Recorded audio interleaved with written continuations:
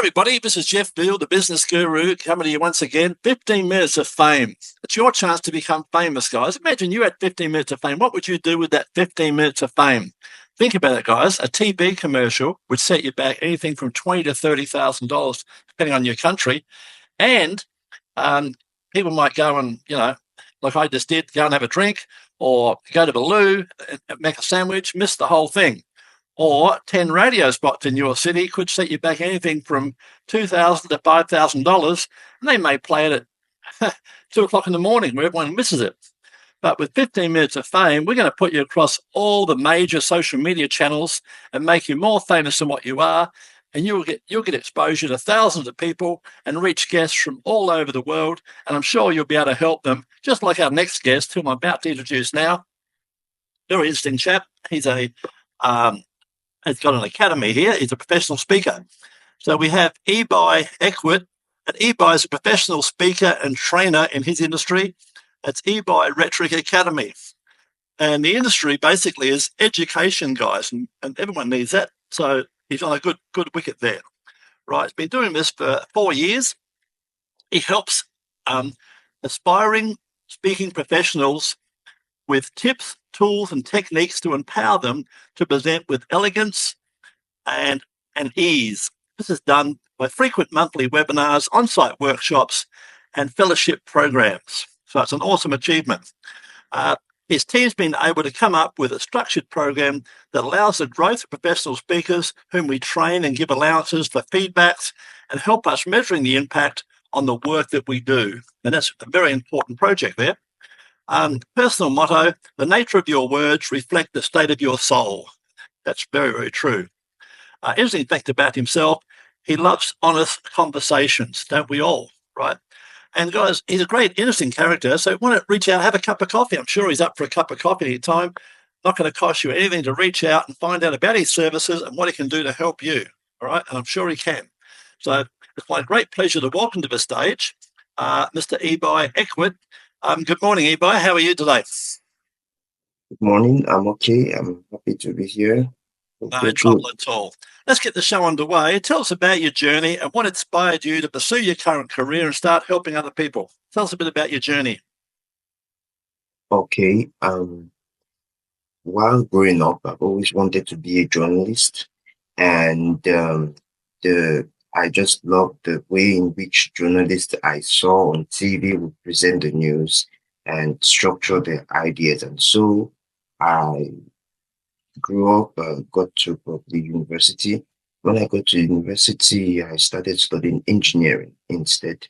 And that was the best I knew then. So I was doing it, but I felt a real disconnection between what I was studying and what my passion was.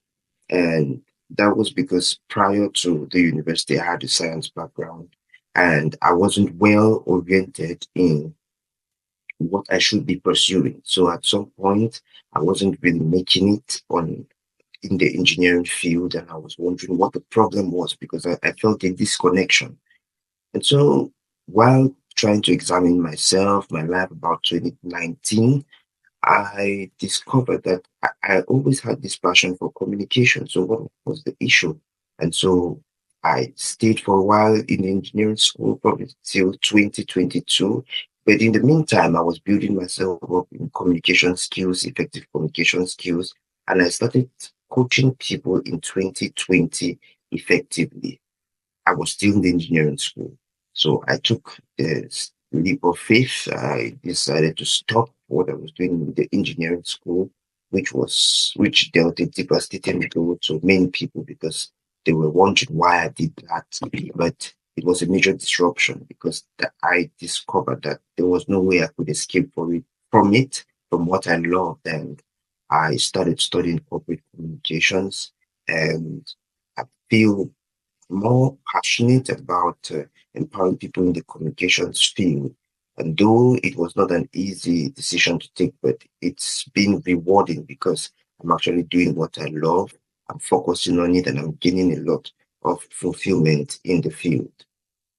So the good thing is now you haven't got a job, you've got a passion, right? It's a big difference. You know, some of you guys have got a soul-sucking job. Be like our friend here and follow your passion, guys. If you've got a dream or a passion, what's the worst that can happen? You know. Anyway, but moving on, what's been the most challenging aspect of your work and how have you overcome that? Okay, the most challenging aspect of my work has been to build a community around the business structure. I think that every lasting business always tries to always thrives on the community because Absolutely. the community is the lifeblood of your brand. If you are unable to build a community, probably your brand may run into expiry. And so my team and I have tried to look for ways of building a community, and we have kind of understood the landscape of our target audience, where we are geographically located. And that is the thing which has enabled us to tailor our programs in such a way that it suits their needs, their most pressing needs, and their worries. So the most challenging thing has been to build a community, but how we've overcome it together as a team is trying to understand what their needs are, what their worries are, and trying to meet the needs instead of putting profit ahead in terms of our criteria. I love it because, you know, with a community, everybody wins, right? Probably, most probably. Yes. Tell me a bit of an important moment in your career that pretty much changed your direction. When was that pivotal moment, do you think? Okay, like I said a few minutes ago, I think the decision to stop an academic course which was draining me and which was probably taking me to nowhere was one of the first.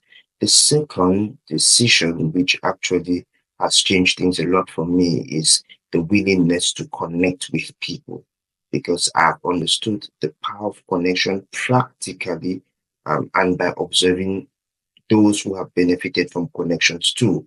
And so I've seen that there are doors which connections, networking can open for you, which money may not be able to provide for you. And so over the last few months, when I intentionally decided to get into partnerships with people, I began to see greater doors of opportunities open than when I was working just with my team or working just alone, because it gives me the opportunity to reach out to more people, and it gives the opportunity for more people who need our services to be blessed, to be empowered so that they can in turn empower their communities. I love it. Love it. In your opinion, what are the key qualities and skills, apart from your determination, which you believe have contributed to your success? What do you put that down to? The key skills is the first I would say is the ability to express, to be able to communicate your vision effectively.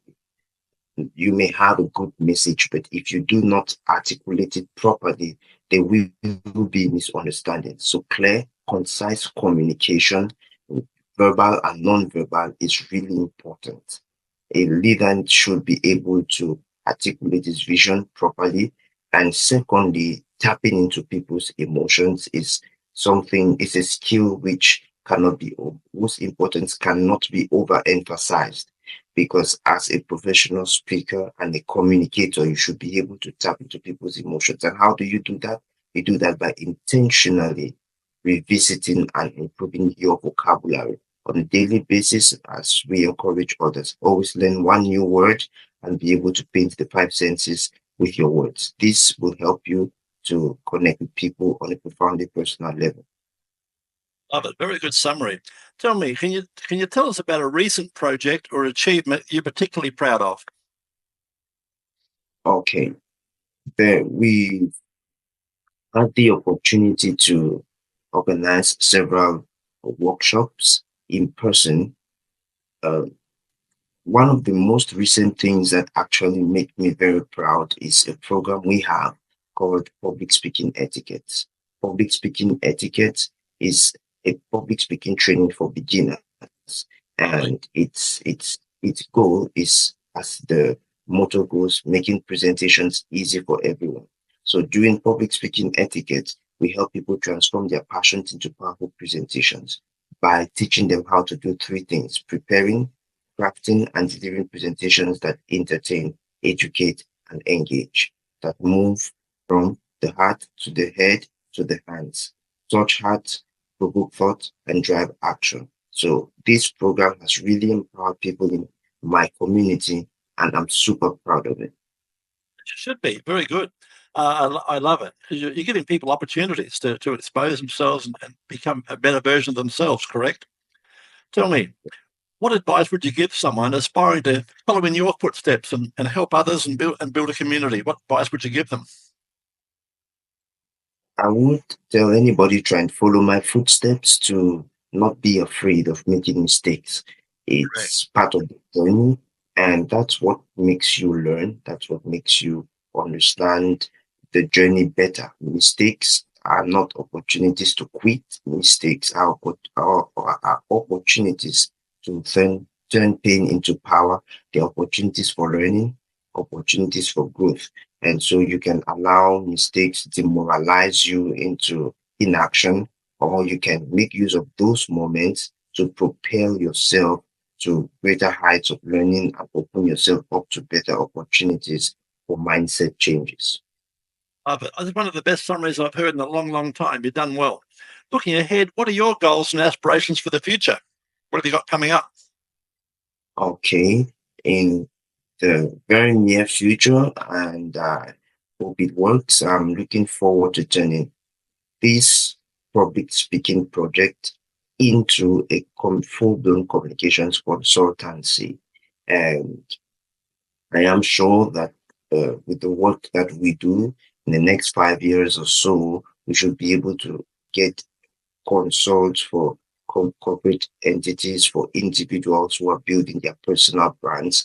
We really want to be able to get to the level where we teach beyond just public speaking, but we actually get into the corporate world and consult for businesses who need good communication strategies, because the shape of our world today does not provide allowance for anemic communication strategies. We really want to break into those systems and propose creative solutions to communication leakages in corporate entities. Yeah, very, very good.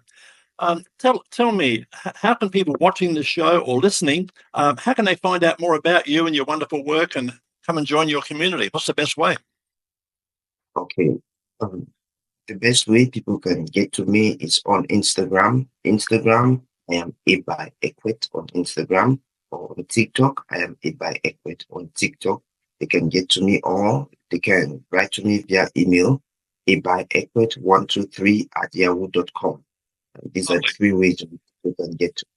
Lovely. Before we wrap it up, tell us a fun fact about yourself, Ebai, that a lot of people don't know. Tell us a fun fact. What don't we know?